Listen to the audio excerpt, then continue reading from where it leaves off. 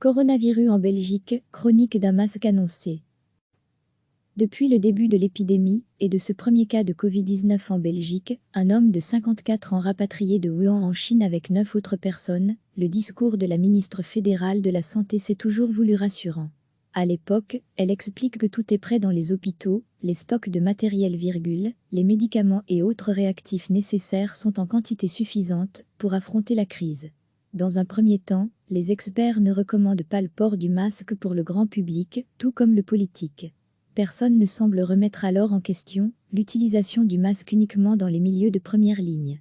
Mais, le 25 mars, le vice-premier et ministre du Budget nous apprend qu'en 2017, des stocks de ces masques périmés ont été détruits et jamais reconstitués. Marius Gilbert, l'épidémiologiste dira que le masque est l'arbre qui cache la forêt. On comprend alors que la recommandation est surtout politique, beaucoup moins scientifique. La Belgique était en pénurie, les masques disponibles devaient arriver en priorité aux professionnels de la santé dont l'exposition au Covid-19 est bien plus importante. Le 2 avril, Sophie Wilm persiste et signe, tout comme Maggie de Bloch, le port du masque n'est pas nécessaire en dehors des milieux médicaux de première ligne. Même, le porte-parole interfédéral de la lutte contre le Covid-19, le microbiologiste Emmanuel André, minimise ce jour-là son utilité, surtout s'il est artisanal, il n'est pas sûr à 100%. Le 5 avril, Maggie de Bloch, sur des plateaux télé, va un cran plus loin, les mesures d'hygiène et la distanciation sociale sont plus importantes que le port du masque scientifiquement, cela n'a pas de sens, affirme la ministre de la Santé, mais elle dit comprendre l'émotion et les angoisses des gens qui souhaitent en porter. Quoi qu'il en soit, les mesures d'hygiène, comme le lavage des mains sont plus importantes, a-t-elle confirmé, en se référant aux consignes de l'Organisation mondiale de la santé, OMS. Le 6 avril, la ville de Wavre, sans attendre d'autres décisions du centre de crise, est la première à recommander à tous ses habitants de porter un masque alternatif ou artisanal lors de ces sorites. Il faut dire que 2 des membres de la majorité sont, l'un échevin et infirmier urgentiste, l'autre, conseiller communal et cardiologue. D'autres villes et communes vont suivre. Le 8 avril, la pénurie de masques signifie-t-elle qu'il n'y en a pas pour tous ? Un autre son de cloche se fait entendre, des infectiologues d'autres pays n'hésitent plus à prôner le port du masque. En Belgique, c'est la Société de médecine générale qui le recommande à tous ses membres, sans attendre une vérité scientifique qui ne viendra que plus tard, c'est une barrière, de plus qui vous protège et qui nous protège, explique dans une interview au journal de 13h, son président Thomas Orban, c'est du bon sens, le terrain doit prendre des décisions immédiates. D'autres médecins, comme l'urgentiste liégeois Philippe De Vos, et président de l'ABSIN, l'association des syndicats médicaux, prennent la même position. L'expert en infectiologie, de Luc Louvain, Jean-Luc Gallat va même expliquer au journal télévisé comment en façonner un, soi-même. Le 9 avril, mauvaise nouvelle, les 3 millions de masques arrivés, la semaine avant, en Belgique, sont inutilisables. Le 10 avril, un groupe de travail, avec des experts de la santé, des scientifiques et des membres de l'Agence du médicament, doit mettre fin à la cacophonie autour du port du masque. Il faut trancher entre ceux qui l'estiment nécessaire pour tous, il est entre-temps devenu obligatoire dans certaines régions d'Italie et dans des pays d'Europe centrale, et ceux qui, comme Maggie de Bloch, pensent que c'est une fausse bonne idée, car la population pourrait s'estimer protégée alors qu'elle ne l'est pas totalement. Le 15 avril, nouveau Conseil national de sécurité. La première ministre revoit quelque peu les recommandations sur l'utilisation de masques faits maison. Ils sont désormais conseillés, mais toujours pas obligatoires. Les masques professionnels FFP2 restent réservés au personnel de santé de première ligne. Le masque de confort, comme elle l'appelle, offre selon elle un avantage limité quand la distanciation n'est pas possible. Le 24 avril, le Conseil national de sécurité planche sur un déconfinement partiel, avec des consignes sur un port du masque obligatoire pour tous. La saga n'est peut-être pas encore tout à fait finie. Recevez chaque matin l'essentiel de l'actualité. Depuis le début de l'épidémie et de ce premier cas de Covid-19 en Belgique, un homme de 54 ans rapatrié de Wuhan en Chine avec 9 autres personnes, le discours de la ministre fédérale de la Santé s'est toujours voulu rassurant.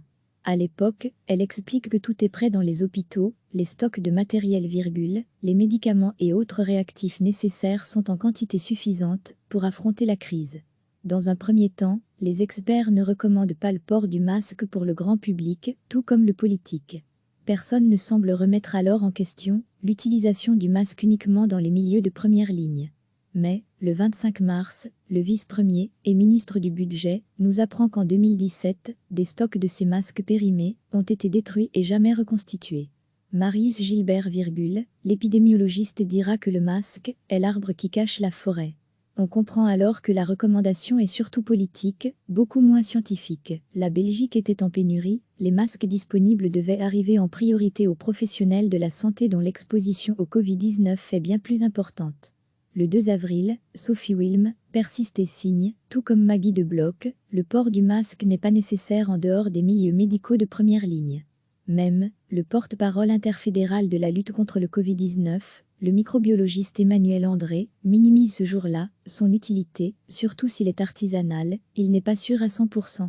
Le 5 avril, Maggie de Bloch, sur des plateaux télé, va un cran plus loin, les mesures d'hygiène et la distanciation sociale sont plus importantes que le port du masque scientifiquement, cela n'a pas de sens, affirme la ministre de la Santé, mais elle dit comprendre l'émotion et les angoisses des gens qui souhaitent en porter.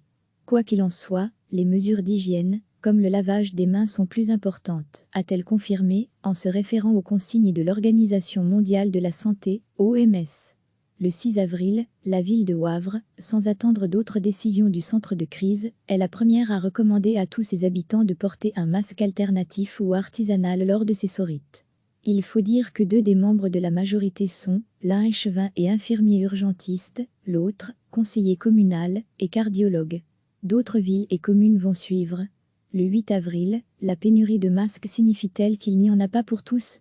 Un autre son de cloche se fait entendre, des infectiologues d'autres pays n'hésitent plus à prôner le port du masque. En Belgique, c'est la Société de médecine générale qui le recommande à tous ses membres, sans attendre une vérité scientifique qui ne viendra que plus tard. C'est une barrière de plus qui vous protège et qui nous protège, explique dans une interview au journal de 13h son président Thomas Orban. C'est du bon sens, le terrain doit prendre des décisions immédiates. D'autres médecins, comme l'urgentiste liégeois Philippe Devos, et président de l'ABSIN, l'association des syndicats médicaux, prennent la même position. L'expert en infectiologie, de Luc Louvain, Jean-Luc Gallat va même expliquer au journal télévisé comment en façonner un, soi-même. Le 9 avril, mauvaise nouvelle, les 3 millions de masques arrivés, la semaine avant, en Belgique, sont inutilisables. Le 10 avril, un groupe de travail, avec des experts de la santé, des scientifiques et des membres de l'Agence du médicament, doit mettre fin à la cacophonie autour du port du masque. Il faut trancher entre ceux qui l'estiment nécessaire pour tous, il est entre-temps devenu obligatoire dans certaines régions d'Italie et dans des pays d'Europe centrale, et ceux qui, comme Maggie de Bloch, pensent que c'est une fausse bonne idée, car la population pourrait s'estimer protégée alors qu'elle ne l'est pas totalement. Le 15 avril, nouveau Conseil national de sécurité. La première ministre revoit quelque peu les recommandations sur l'utilisation de masques faits maison. Ils sont désormais conseillés, mais toujours pas obligatoires. Les masques professionnels FFP2 restent réservés au personnel de santé de première ligne. Le masque de confort, comme elle l'appelle, offre selon elle un avantage limité quand la distanciation n'est pas possible. Le 24 avril, le Conseil national de sécurité planche sur un déconfinement partiel, avec des consignes sur un port du masque obligatoire pour tous. La saga n'est peut-être pas encore tout à fait finie. Cliquez sur s'abonner pour recevoir les dernières nouvelles.